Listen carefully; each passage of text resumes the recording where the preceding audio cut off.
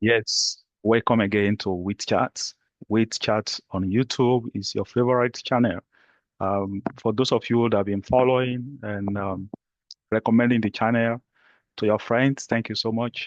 And I will encourage you to please recommend the channel to your friends so that we can continue to follow ourselves on some of these topics that we've been talking about. On our previous episode, we've talked on so many topics ranging from politics, education, development issues. And in Africa, for instance, we've talked on the last year there were protests in Nigeria, in Kenya. We talk about that, politics in the United States, development even in Europe, and those are the topics we've been highlighting in this channel. In today's episode, we'll be talking on something very important. It's important because it's also about my country, Nigeria. So we're talking on a topic. It's a general topic, but I want to use the case of a Nigeria as a base point for comments in this particular episode. And it's not really a kind of discussion or a kind of a comment, but I'm going to be doing that in form of question. So the question I'm going to be asking is about the value or the worth of a human life. So, I mean, what is the worth or the value of human life in Nigeria?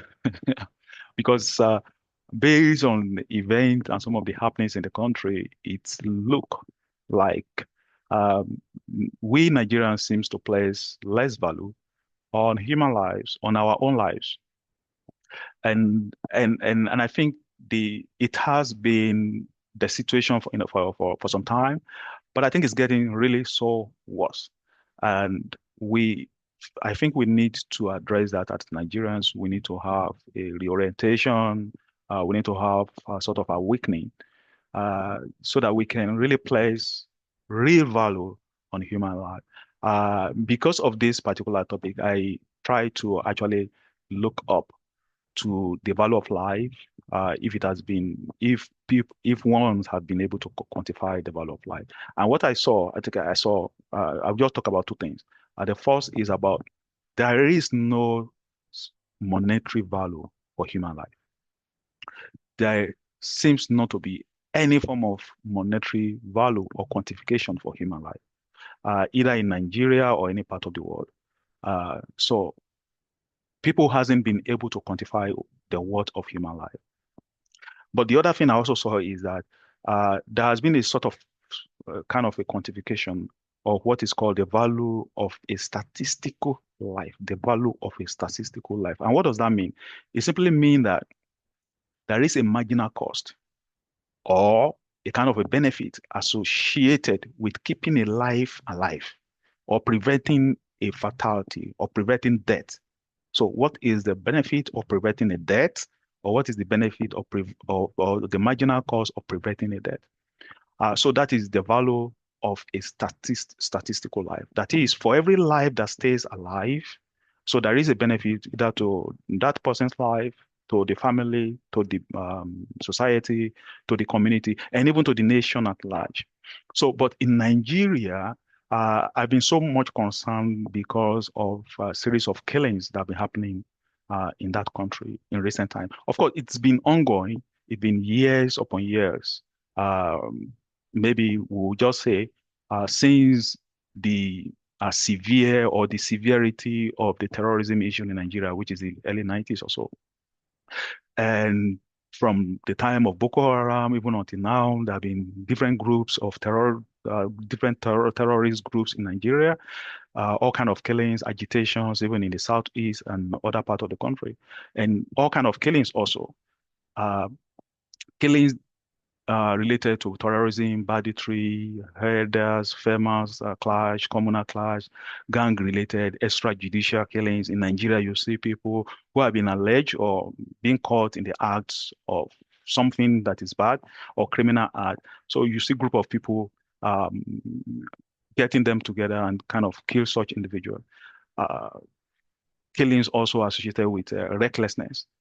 In Nigeria, we've seen cases where people rush to scoop for fuel from a petrol tank, falling petrol tanker, for instance, and we've recorded series of deaths from such a situation. Even road accident, recklessness on the road, cultism or cultics activities in Nigeria, across universities in Nigeria as well. Killing for rituals, for money making, all kind of killings. Uh, like I said, these are not things that are happening or that started happening right now, but these are things that have dated back as long as possible. But the fact is that we've been seeing more of these things happening, and lives, hundreds of lives and thousands of lives are being killed yearly. There was this amnesty report that I was able to lay my hand on that mentioned that over 10,000 people have died as a result of gun violent killings ranging from Benue State, Edo, Katsina, Kebbi, Plateau, Sokoto, Zamfara State, and it is being reported that Benue State reported the highest among these 10,000. Over 6,000 are reported to have been accounted by Benue State, and over 2,000 plus even by Plateau State also. 100 have been kidnapped just between January and March this year, 2025. About 1,400 people have also been killed, over 500 been kidnapped. So these are things that have been happening. And when you compare that, some of these if killings to what will have naturally seems to be natural deaths or health-related kind of deaths, maybe related to Lassa fever, pandemic, or COVID, meningitis. Nigeria Center for Disease and Control and Prevention reported that in 2024, just last year alone, last year and early this year, over about 600 deaths were recorded attributed to some of these health-related issues. Far less than killings that are related to human activities or human-induced sort of killing, which are largely preventable.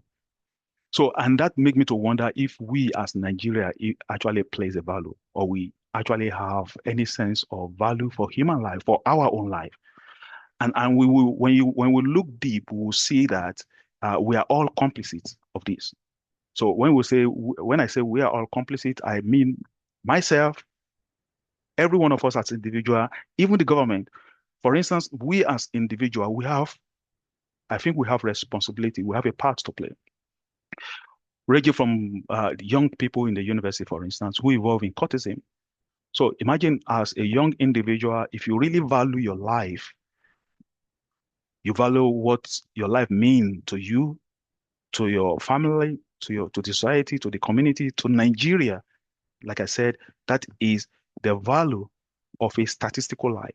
Then you will really try as much as possible not to involve yourself in cultism, because cultism in Nigerian universities have, resulted in hundreds, if not for thousands of deaths as well. So also not only for young people, even for adults, both adult and young individuals, we see people drive recklessly on the road. You see people run into scoop inflammable liquid like petroleum when there is a fuel tankers accident or whatever. People run to such scene to scoop fuel, and the excuse is poverty. How much poor can you be, and uh, you know, try to risk your life based on the fact that you are poor? So is that justifiable? So for us as an individual, if we really place real value on our life, I don't think you want to risk your life in such situation, driving recklessly on the highway, putting your life and other people in danger as well.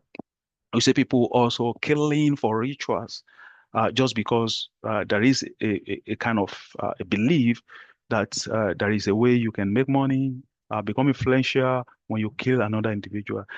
These are things that have been happening for years, but I think it's becoming so much rampant, and it's called for concern even on the government's own side as well, or government institutions, for instance.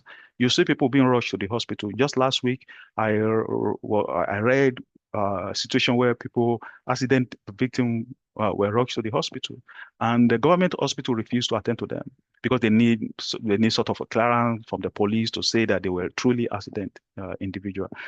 These are things that we do as individual or institution that suggest that we don't actually value life, human life. And I think it's really becoming so alarming, even from the governments themselves, from political elites themselves. Once, just 2 weeks ago, there was this massacre in Benue State, resulting to over 200 deaths. And all I saw was the governor of Benue State who said he is a Reverend Father, calling out the people to come welcoming the president to the state. He said people should come out en masse to welcome the president. What does that mean? You know, you have to line up. The president motorcade is passing. People are clapping their hands, hailing, and there will be a red carpet for the president, and there will be sort of gathering from fear, where just few days before that, over 200 people were massacred, terribly killed, burned, some of them burned.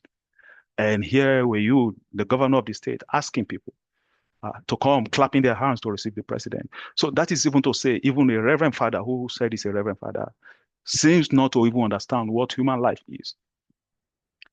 And the president himself, who was visited the state with, were being received in that kind of a glamorous way with red carpet, happy, and people were talking and making all kind of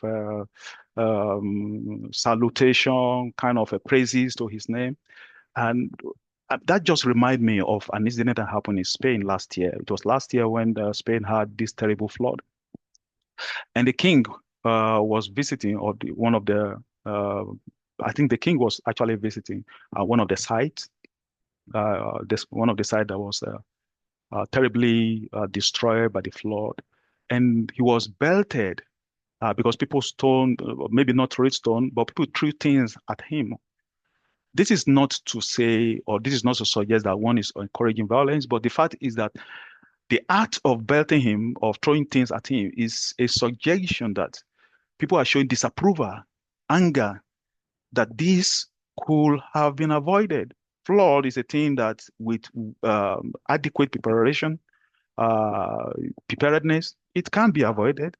So, and that was what people did, just to suggest, just to inform or to tell, the government official or the monarchy family that this could have been avoided instead of you paying homage or sympathizing with the people.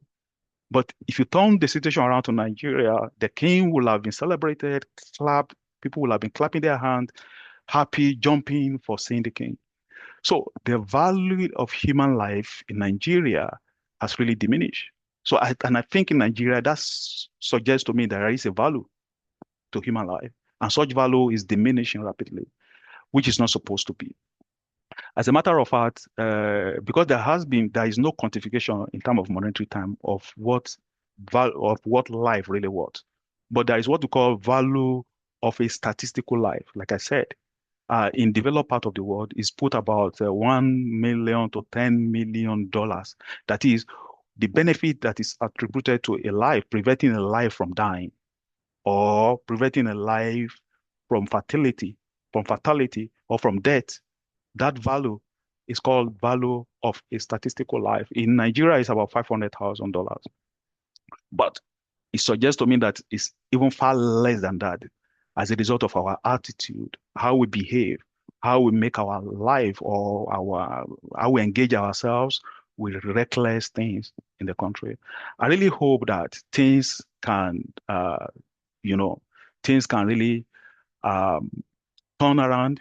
We can have some sense of a reorientation in Nigeria. And that reorientation is actually very necessary, very, very vital, that we should, as individual, I mean, we're all complicit.